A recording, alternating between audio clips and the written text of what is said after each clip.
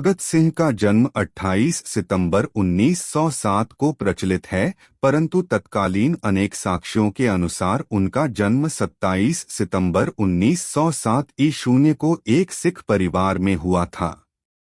उनके पिता का नाम सरदार किशन सिंह और माता का नाम विद्यावती कौर था। यह एक किसान परिवार से थे।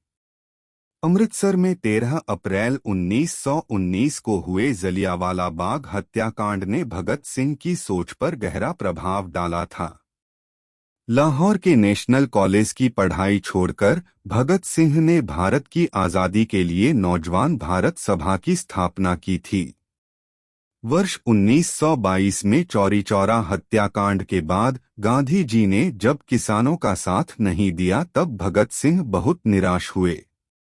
उसके बाद उनका अहिंसा से विश्वास कमजोर हो गया और वह इस निष्कर्ष पर पहुंचे कि सशस्त्र क्रांति ही स्वतंत्रता दिलाने का एकमात्र रास्ता है। उसके बाद वह चंद्रशेखर आजाद के नेतृत्व में गठित हुई गदर दल के हिस्सा बन गए। काकोरी कांड में राम प्रसाद बिस्मिल सहित 04 क्रांतिकारियों को फांसी व 16 अन्य को कारावास की सजाओं से भगत सिंह इतने अधिक उद्विग्न हुए कि चंद्रशेखर आजाद के साथ उनकी पार्टी हिंदुस्तान रिपब्लिकन एसोसिएशन से जुड़ गए और उसे एक नया नाम दिया, हिंदुस्तान सोशलिस्ट रिपब्लिकन एसोसिएशन। इस संगठन का उद्देश्य सेवा, त्याग और पीड़ा झेल सकने वाले नवयुवक तैयार करना था। भगत सिंह ने राजगुरु के साथ मिलकर 17 दिसंबर 1928 को लाहौर में सहायक पुलिस अधीक्षक रहे अंग्रेज अधिकारी J0P0 सैंडर्स को मारा था। इस कार्रवाई में क्रांतिकारी चंद्रशेखर आजाद ने उनकी पूरी सहायता की थी। क्रांतिकारी साथी बटुकेश्वर दत्त के साथ मिलकर भगत सिंह ने वर्तमान नई दिल्ली स्थित ब्रिटिश भारत की तत्कालीन सेंट्रल असेंबली के सभागार संसद भवन में 8 अप्रैल 1929 को अंग्रेज सरकार को जगाने के लिए बम और पर्चे फेंके थे। बम फेंकने के बाद वहीं पर दोनों ने अपनी गिरफ्तारी भी दी। उस समय भगत सिंह करीब 12 वर्ष के थे जब जलियांवाला बाग हत्याकांड हुआ था। इसकी सूचना मिलते ही भगत सिंह अपने स्कूल से 12 मील पैदल चलकर जलियांवाला बाग पहुंच गए। इस उम्र में भगत सिंह अपने चाचाओं की क्रांतिकारी किताबें पढ़कर सोचते थे कि इनका रास्ता सही है कि नहीं। गांधी जी का असहयोग आंदोलन छिड़ने के बाद वे गांधी जी के अहिंसात्मक तरीकों और क्रांतिकारियों के हिंसक आंदोलन में से अपने लिए रास्ता चुनने लगे।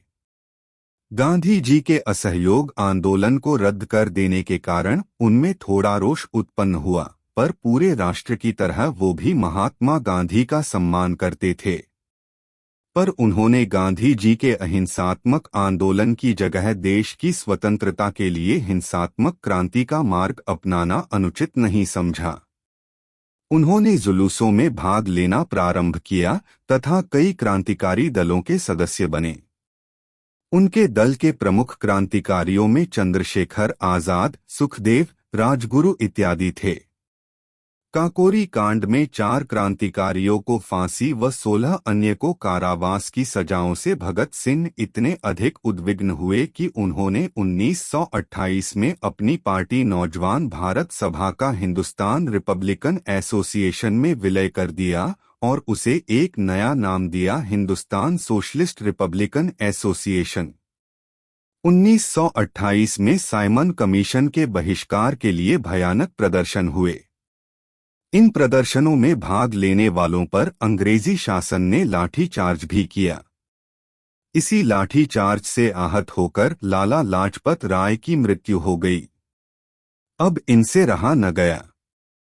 एक गुप्त योजना के तहत इन्होंने पुलिस सुपरिंटेंडेंट स्कॉट को मारने की योजना सोची गई योजना के अनुसार भगत सिंह और राजगुरु लाहौर कोतवाली के सामने व्यस्त मुद्रा में टहलने लगे। उधर जयगोपाल अपनी साइकिल को लेकर ऐसे बैठ गए जैसे कि वो खराब हो गई हो। गोपाल के इशारे पर दोनों सचेत हो गए। उधर चंद्रशेखर आजाद पास KD-0A-0-LV-0 स्कूल की चहारदीवारी के पास छिपकर घटना को अंजाम देने में रक्षक का काम कर रहे थे।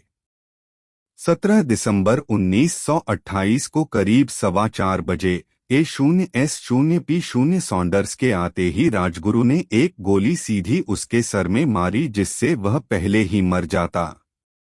लेकिन तुरंत बाद भगत सिंह ने भी 3 से 4 गोली दागकर उसके मरने का पूरा इंतजाम कर दिया। ये दोनों जैसे ही भाग रहे थे कि एक सिपाही चनन सिंह ने इनका पीछा करना शुरू कर दिया। चंद्रशेखर आजाद ने उसे सावधान किया, आगे बढ़े तो गोली मार दूंगा। नहीं मानने पर आजाद ने उसे गोली मार दी और वो वहीं पर मर गया। इस तरह इन लोगों ने लाला लाजपत राय की मौत का बदला ले लिया।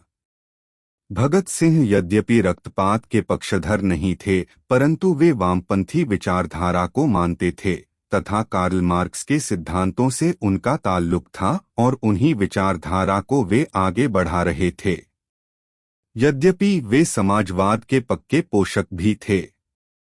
कालांतर में उनके विरोधी द्वारा उनको अपने विचारधारा बताकर युवाओं को भगत सिंह के नाम पर बरगलाने के आरोप लगते रहे हैं।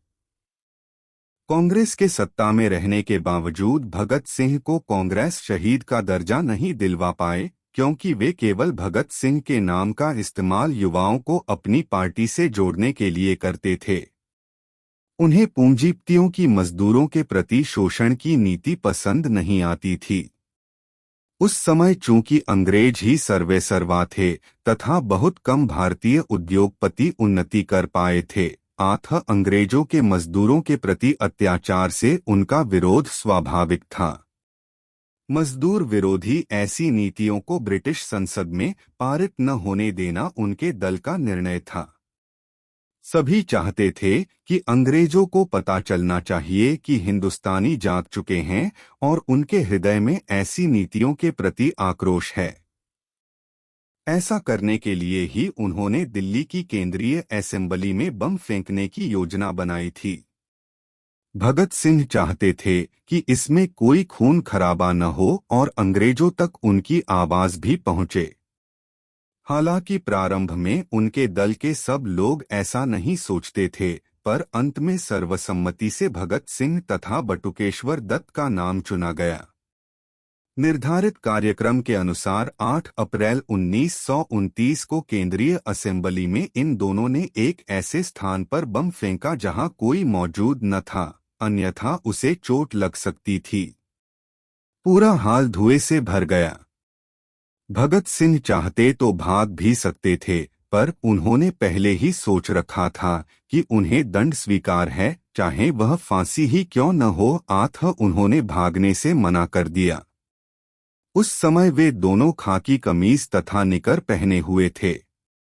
बम फटने के बाद उन्होंने इनकलाब जिंदाबाद, साम्राज्यवाद मुर्दाबाद का नारा लगाया और अपने साथ लाए हुए पर्चे हवा में उछाल दिए। इसके कुछ ही देर बाद पुलिस आ गई और दोनों को गिरफ्तार कर लिया गया। जेल में भगत सिंह करीब 2 साल रहे। इस दौरान वे लेख लिखकर अपने क्रांतिकारी विचार व्यक्त करते रहते थे। जेल में रहते हुए भी उनका अध्ययन लगातार जारी रहा। उनके उस दौरान लिखे गए लेख व सगे संबंधियों को लिखे गए पत्र आज भी उनके विचारों के दर्पण हैं। अपने लेखों में उन्होंने कई तरह से पूंजीपतियों को अपना शत्रु बताया है। उन्होंने लिखा कि मजदूरों का शोषण करने वाला चाहे एक भारतीय ही क्यों न हो, वह उनका शत्रु है। उन्होंने जेल में अंग्रेजी में एक लेख भी लिखा जिसका शीर्षक था मैं नास्तिक क्यों हूँ। जेल में भगत सिंह व उनके साथियों ने 64 दिनों तक भूख हड़ताल की। उनके एक साथी यतीन्द्रनाथ दास ने तो भूख हड़ताल में अपने प्राण ही त्याग दिए थे। 26 अगस्त 1930 को अदालत ने भगत सिंह को भारतीय दंड संहिता की धारा 129, 302 तथा विस्फोटक पदार्थ अधिनियम की धारा 4 और 6F तथा आईपीसी की धारा 120 के अंतर्गत अपराधी सिद्ध किया। 7 अक्टूबर 1930 को अदालत के द्वारा 68 पृष्ठों का निर्णय दिया, जिसमें भगत सिंह, सुखदेव तथा राजगुरु को फांसी की सजा सुनाई गई। फांसी की सजा सुनाए जाने के साथ ही लाहौर में धारा 144 लगा दी गई। इसके बाद भगत सिंह की फांसी की माफी के लिए प्रिवी परिषद में अपील दायर की गई, परंतु यह अपील 10 जनवरी 1931 को रद्द कर दी गई। इसके बाद तत्कालीन कांग्रेस अध्यक्ष मदन मोहन मालवीय ने वायसराय के सामने सजा माफी के लिए 14 फरवरी 1931 को अपील दायर की कि वह अपने विशेषाधिकार का प्रयोग करते हुए मानवता के आधार पर फांसी की सजा माफ कर दें।